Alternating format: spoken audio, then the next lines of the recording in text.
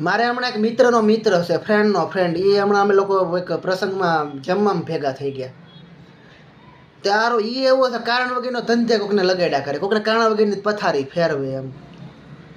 એટલે ત્યાં અમે લોકો જમવામાં ડીશ લઈને લાઈનમાં ઊભા તે જમવાનું લઈ અને મોસ્ટલી બેઠા બધા ટેબલ ઉપર.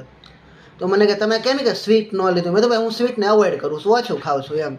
મને કે કાંઈક કારણ તો હશે. મેં તો ભાઈ મોસ્ટલી આપણે બને એસિડિટી થતી હોય. મેં તો એસિડિટી એને લીધે. મને કે એ તો સારું, મને કે એનાથી કે મસરા મરી જાય. એટલે હું વિચારું, મેં તો એસિડિટી કે મસરા, મેં કીધું એલા ડીડીટી, મેં તો નોખું પાડ્યા ને એસિડિટી ને ડીડીટી, મેં તો એમાં એમ તફાવત આવે. મેં કીધું મને કે કાંઈ નહીં, કે હશે હાલો એ કે જોયું જાય. તો મને કે આવું કાંઈ હોય ને મને પૂછજો કે તમ તારે કે મારી પાસે જવાબ હશે કે હું કે જવાબ આપીશ એમ કે. મેં તો કાંઈ નહીં, ત્યાંથી નીકળી જાય ને ભાઈ 2-3 દી પછી પાછો મળ્યો. એટલે મેં પૂછ્યું, મેં કીધું ઘરમાં મેં તો ઉંદર વધી ગયા છે, મેં તો શું કરવું જોઈએ? મને કહે કે તમે કે ઘરમાં કે હરફ પાડવાનું ચાલુ કરી દો. એટલે મેં એને સામું જોયું.